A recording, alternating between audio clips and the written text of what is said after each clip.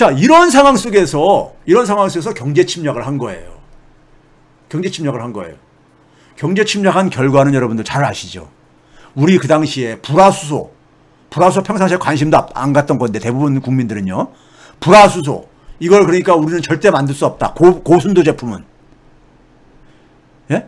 99.999가 한 8개 9개 달려있는 이렇게 못 만든다 그랬었잖아요. 예? 그리고 일본이 그러니까는 그래서 포토레지스트 우리가 평상시에 들어보지도 못한 어떤 나라 이런 소재들에 대해서 폴리이미드 이런 것들을 90% 이상을 그러니까 일본이 점유하고 있기 때문에 일본한테 이제 그러니까 죽었다. 예? 일본이 이제 우리한테 공급 안 한다고 하니까는 빨리 가서 예? 빌어라 이런 얘기 했었잖아요. 그런데 결과가 어떻게 됐습니까요? 결과가 어떻게 됐냐고요. 결과가 우리가 오히려 그러니까는 지금 불화수소 같은 경우 완전히 자립화가 성공했죠. 예? 성공하고 불화수소를 국산화하는데 성공을 했잖아요. 포토레지스트도 국산화에 성공을 하고요. 그렇죠? 그래 그 결과가 어떻게 나왔습니까요? 포토레지스트 같은 경우는 규제 이전에 그러니까 우리가 92.3%였는데 88.6%가 올해 5월달 같은 경우에요. 줄어들었죠. 불화수소는 44.6%를 수입했었던 것을 12.3%로 줄어들었죠. 일부 사람들이 폴리이미드가 전혀 변화가 없지 않느냐. 그런데요. 우리나라 그동안에 반도체 수출에 문제 있은 적 있었습니까? 일본이 경제 침략한 이후에요? 전혀 없었잖아요. 그 얘기는 뭡니까? 반도체 생산하는데 필요로 하는 폴리이미드, 불화수소, 포토레지스트 다 해결이 됐다는 얘기 아닙니까? 즉 일본 정부가 수출 규제를 했지만은 사실상 일본 기업들이 수출하는 것을 막을 수가 없었던 거예요. 예, 막아봤자 한국을 난처하게 만들기 힘드니까요. 난처하게 만들기 힘드니까 그냥 수출 규제만 형식상으로 남겨두고 이게 사실상 형해화된 거죠. 사실상 그러니까는 있으나 마나한 게 돼버린 거예요. 자존심 때문에 이걸 걷어들이지 못하고 내용적으로는 일본 기업이 다 죽어나니까는 다 그냥 허용하고 있는 거예요. 그러면은 우리가 이긴 거잖아요. 우리가 이긴 거잖아요. 일본이 성공한 게 뭐가 있습니까? 아무것도 없잖아요. 일부 사람들은 아직도 일부 소재는 일본에 대한 의존도가 안 줄어들었기 때문에 안 줄어드는 거하고 무슨 상관이 있어요. 일본이 공격한 게 안 팔겠다고 한 공격을 멈췄는데 예? 좀 제발 좀 엉뚱한 소리들 하지 마세요. 제발 좀. 일본의 목표는 뭐였습니까? 안 팔아가지고 우리나라 반도체 산업을 묵사발 내놓겠다고 한 거 아니었습니까? 한국 경제를 붕괴시키겠다고 한 거 아니에요. 근데 실패했잖아요. 예? 그걸 막았잖아요. 그렇죠? 막았잖아. 세계 경제 규모 3위인 일본을 상대로 우리가 이겼잖아요. 예? 거기다가 제가 그 당시에 그랬잖아요. 수입선 다변화하면 된다. 좀 처음에는 좀 이제 다변화 시킬 때까지 좀 불편을 하더라도 예? 쓰던 부품이나 소재를 다른 부품 소재로 좀 바꾸는데 대체는 가능하다 이거예요. 예? 대체는요. 예? 그렇죠? 그 수입선 다변화 됐고 포토레지스트 같은 경우도 그래서 유럽의 벨기에 국가도 만드는 제품이었단 말이에요. 예? 그렇죠? 거기다 국산화도 하고, 예? 그래서 제가 당시에 다스베드 나가서 제가 뭐랬습니까? 땡큐 아베 3가지를 얘기했잖아요. 우리가 식민지를 겪은 나라들이 식민지에서 벗어나는 단계가 3단계로 나눠진다. 첫 번째 단계는 정치적으로 독립하는 거. 두 번째는 뭐냐면 경제 기술적으로 독립하는 거. 예, 식민지 하에서 식민지 분업 구조를 갖고 있다 보니까 경제적으로 의존되어 있는 거죠. 거기서 벗어나는데 시간이 걸린다 이거예요. 우리가 바로 그런 거였던 거죠. 부품이나 중간재를 소재를 그러니까 일본한테 의존했던 것이죠. 그리고 마지막에 의식의 식민지성. 우리가 갖고 있는 열등감. 이런 거 있었죠. 근데 제가 뭐라 했습니까요?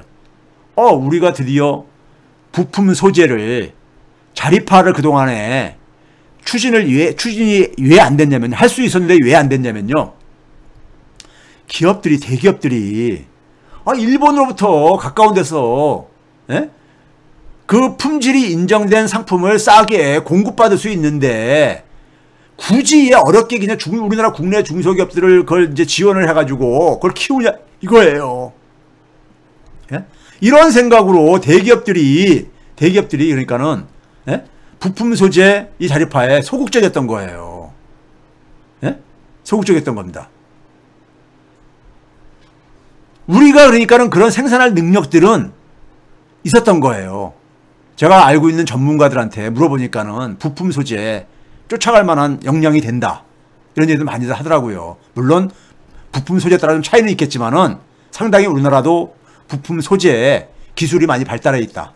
근데 그걸 지원을 해줘야 될 게 아니겠습니까?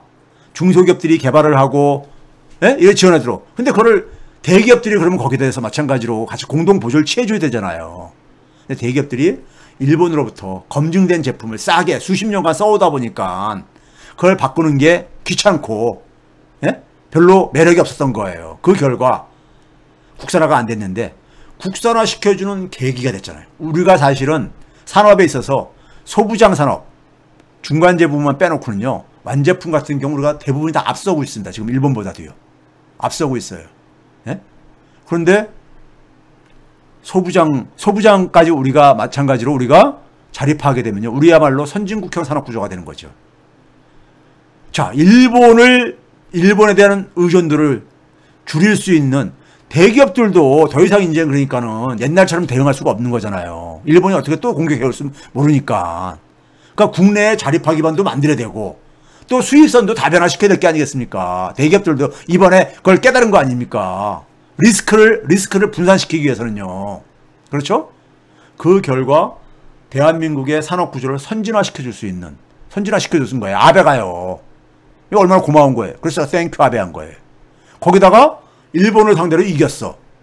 국민들의 자긍심이 업 되죠. 그 결과가 2020년도에 굉장히 놀라운 시민의식이 발휘가 된 거고, 예? 팬데믹 상황에서요. 놀라운 시민의식이 발휘가 됐잖아요. 예? K방역을 만들어낸.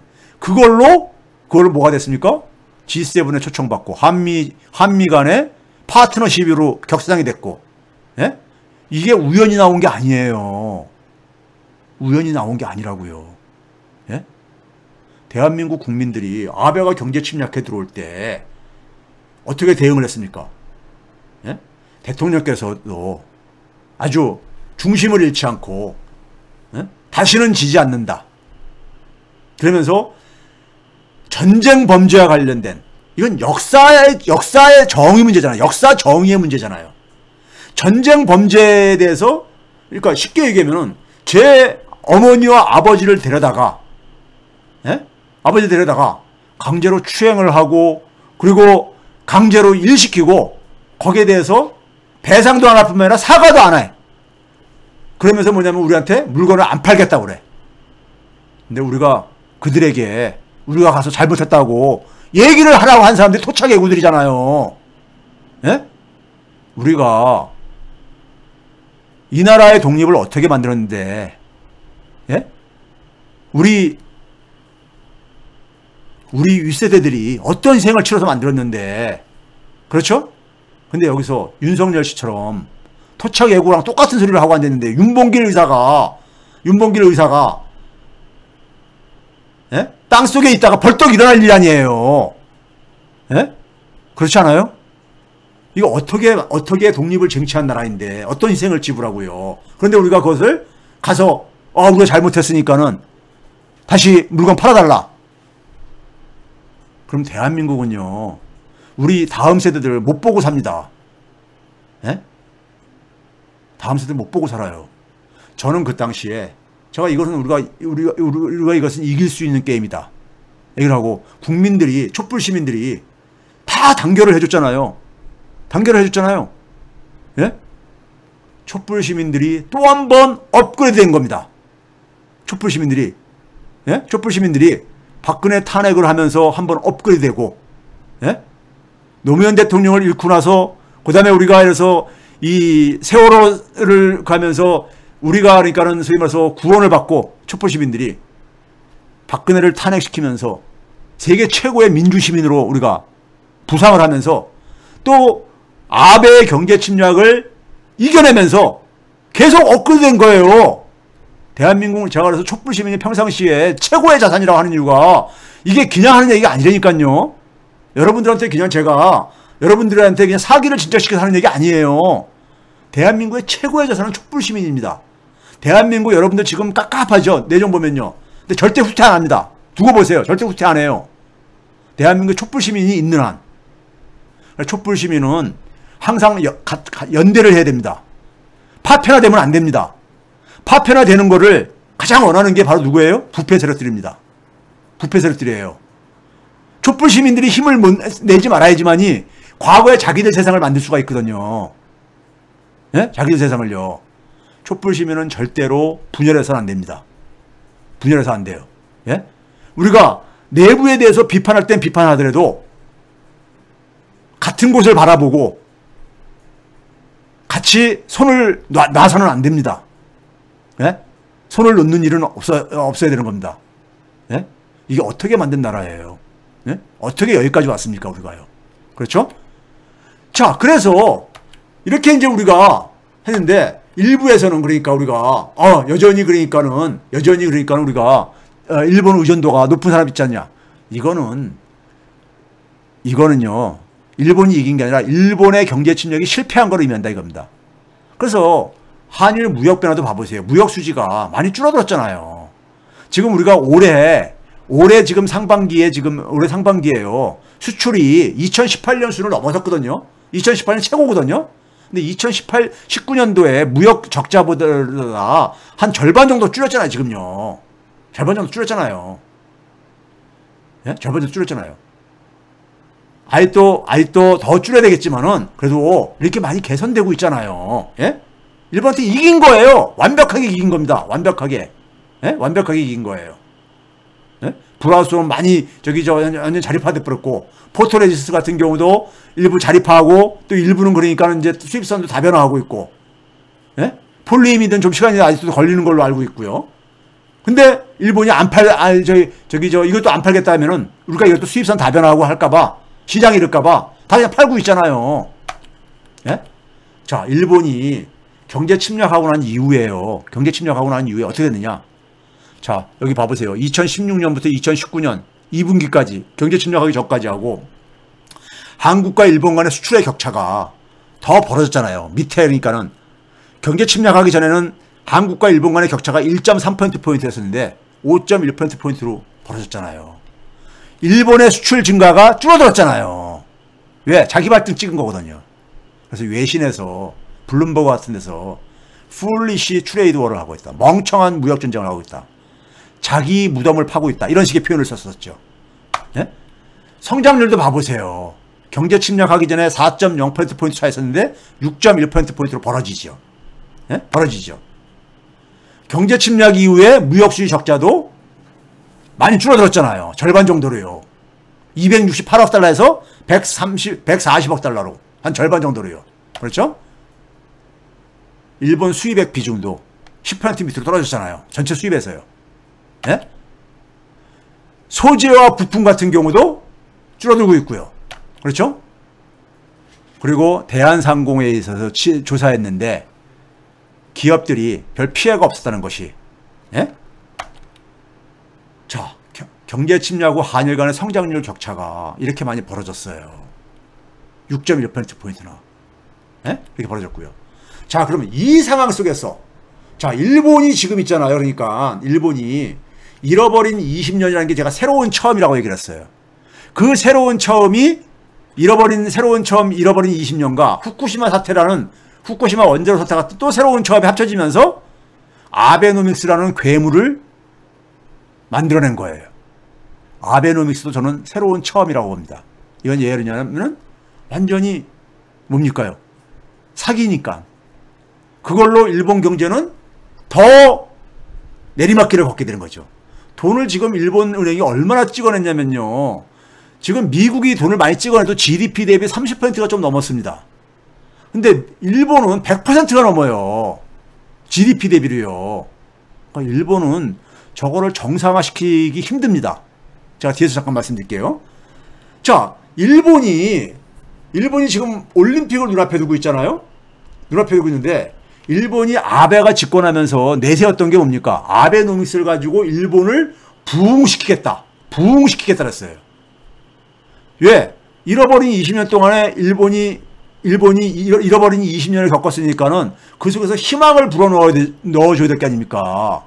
예? 그래서 일본을 다시 부흥시키겠다. 그래서 그 경제적으로 부흥시키기 위해서 아베노믹스를 쓰겠다고 한 것이고, 그 다음에 뭐냐면 또 한편에서는 올림픽을 유치하겠다. 올림픽을 열겠다. 2013년 아베가 집권해가지고 IOC하고 국제올림픽위원회하고 계약을 맺습니다. 이 부흥이에요, 부흥. 일본을 부흥하겠다는 거죠, 부흥. 64년도 동경올림픽 때, 동경올림픽이 일본을 부흥시켰듯이 부흥시키는데 중요한 역할을 하죠. 64년만 하더라도 일본은 일본 사람들 표현으로는 우기승천할 때였었습니다. 우기승천할 때였었어요. 지금 무슨 얘기냐면 65년도에 처음으로 미국이 주요 선진국가들한테 처음으로 무역 적자를 본 해가 65년입니다. 그 전까지는 미국은 무역 적자를 본 일이 없는 나라예요. 적어도 그러니까는 주요 국가들한테 대해서는요. 그만큼 일본이 그러니까 막 성장률도 10%대로 막 이렇게 올라갈 때 했었고요. 60년대는요. 일본이 그냥 그러니까 막, 그러니까 정부가 제대로 역할을 하니까는 국민들도 막 그냥 단결을 해가지고 일본 사회가 막 신났던 데예요. 그러니까 60년대가 그러니까요. 막. 예? 그런데 지금은 어떤 상황입니까? 잃어버린 20년 했을 때 일본 국민들이 딱 침체와 체념 이런 분위기가 확산되고 있는데 거기다가 아베가 내가 일본을 다시 부활시키겠다 하면서 아베노믹스를 얘기했는데 그 아베노믹스는 사기다 이거예요.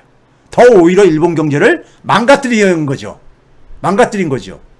돈을 그러니까 우리가 돈을 얼마를 더 찍어냈어요? 440조 엔 정도를 찍어냈는데 예? 더 오히려 망가뜨렸잖아요. 저 돈을 회수도 안 못했는데 아직.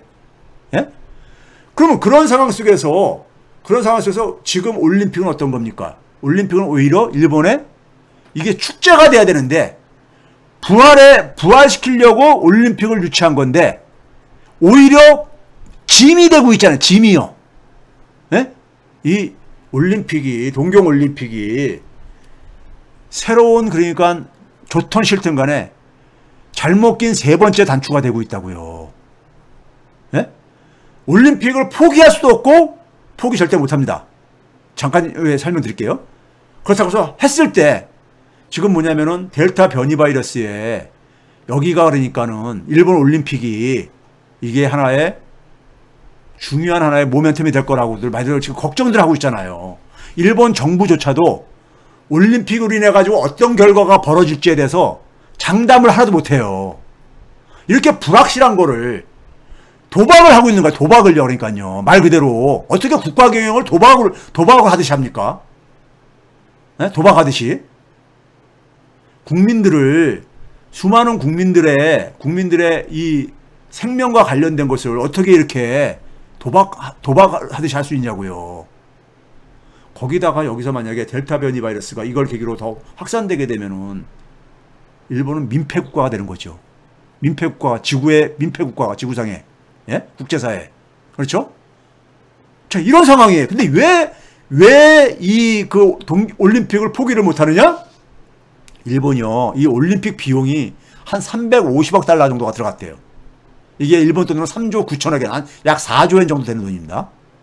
또 취소할 경우에는 추가로 50억 달러 배상을 해야 된대요. 이 규모가 어느 정도냐면요. 이 규모가 취소까지 하게 되면은 올해 정부 지출의 거의 7%에 해당되는 돈입니다. 지금 일본은 지금 뭐냐면요. 국가 채무가 엄청나게 증가해가지고요. 지금 아주 골머리를 쌓고 앉았어요. 돈 지출을 줄이려고요. 왜 그러냐면요. 돈 지출을 왜 줄여야 되냐면요. 자, 일본이 지금 뭡니까요? 제로금리, 지금 마이너스 0.1%가 계속 진행되고 있잖아요. 일본의 기준금리는 마이너스 0.1%입니다. 2016년부터요. 그래서 일본이 저렇게 많은 그러니까 국가 채무가 국채를 발행해서도 견디는 이유가 뭐냐면요. 이자액. 그 국채 발행에 대한 이자액이 계속 떨어진 거예요. 이자율이 계속 떨어졌으니까요. 제가 그랬잖아요. 정부의 부채는 이자를 갚을 수만 있으면 된다.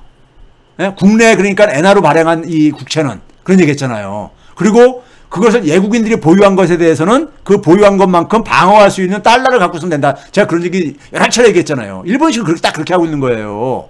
예? 그래서 지금 버티고 있는데 문제는 뭐냐면은 이렇게 지금 금리가 바닥까지 더 이상 떨어질 데가 없잖아요. 그런데도 불구하고 이자 지급액이 저 녹색으로 박스에 놨죠. 이자 지급액이 더 이상 안 줄어들고 있어요. 더 이상 안 줄어들고 있어. 이자 지급액이요. 예? 안 줄어들고 있어.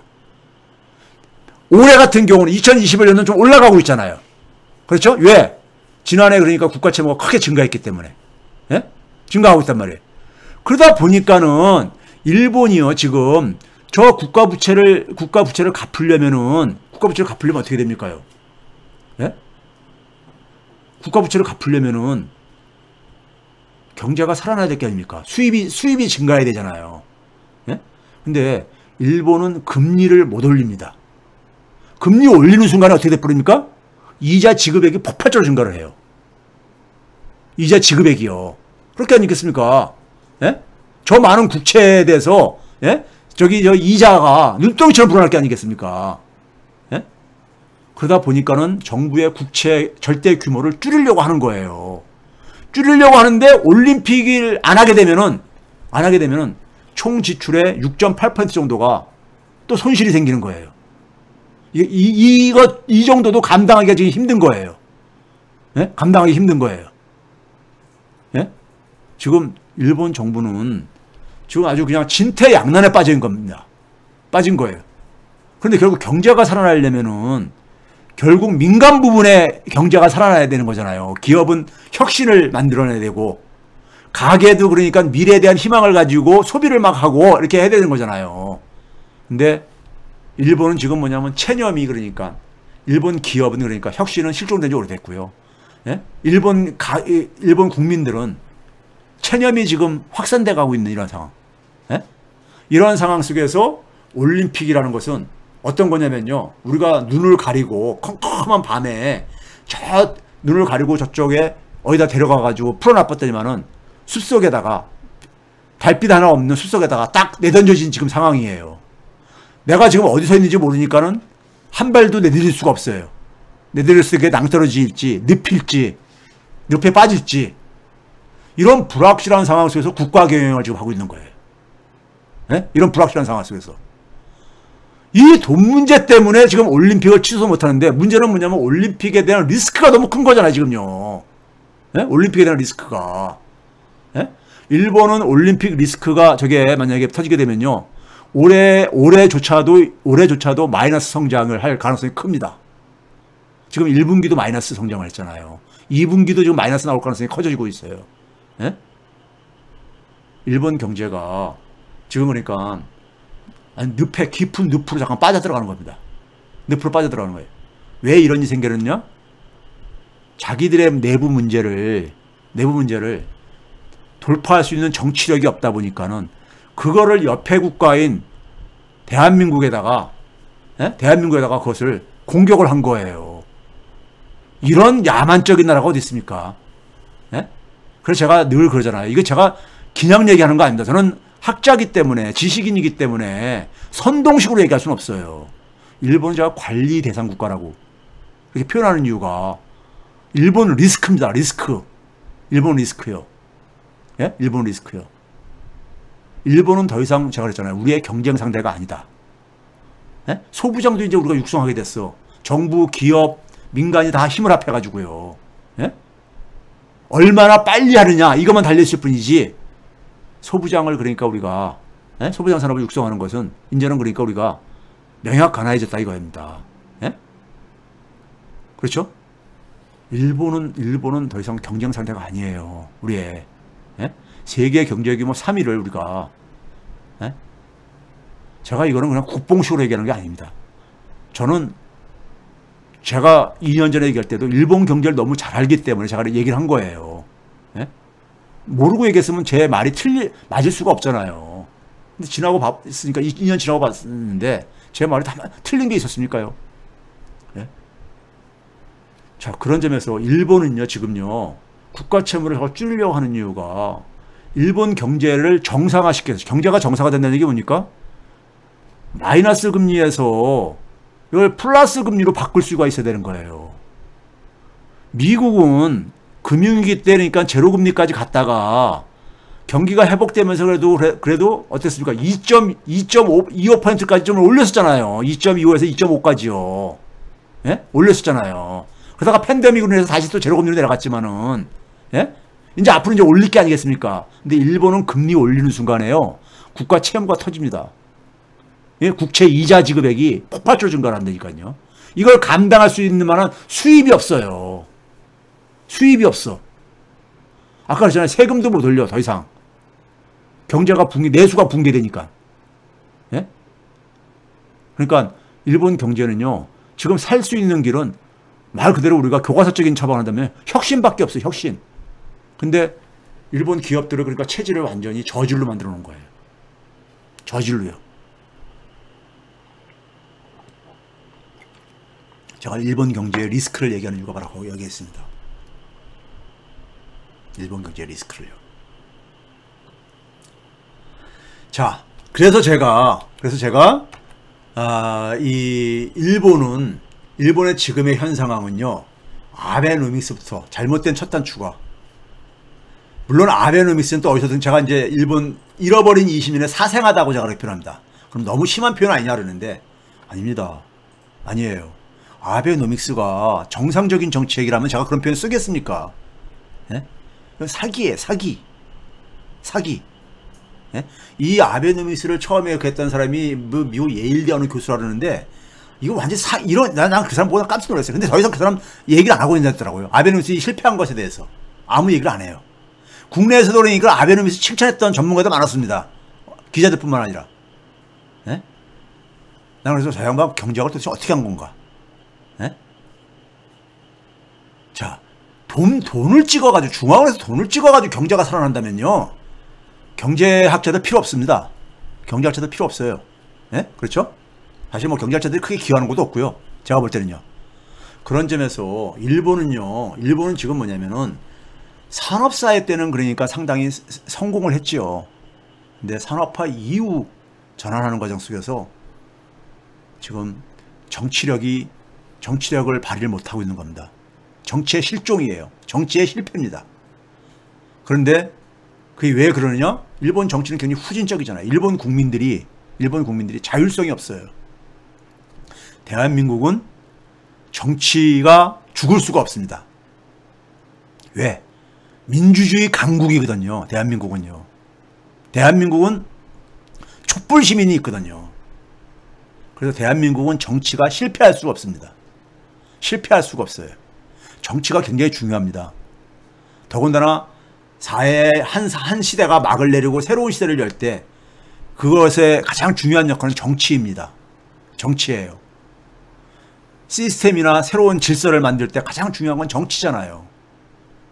네? 정치입니다. 근데 대한민국은 민주주의의 강국이고요.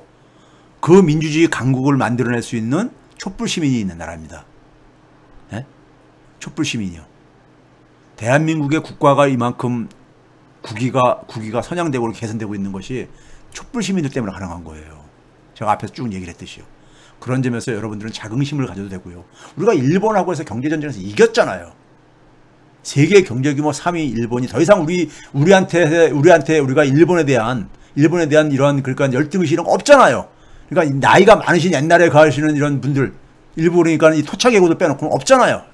촛불 시민 중에서도 누가 그러니까 일본에 대해서 열등감 갖고 있는 시민이 있습니까? 촛불 시민 중에서요. 없잖아요. 예? 이게 얼마나 달라진 겁니까? 우리가 일본이 경제전쟁 해오기 전까지만 해도 일본에 대해서 우리가 이렇게 이겨낼 수 있으라고 생각을 많은 사람들이 못했잖아요. 근데 이겨내다 보니까는 또 한 번 그러니까 촛불 시민이 업그레이드 된 거예요. 업그레이드 된 겁니다. 예?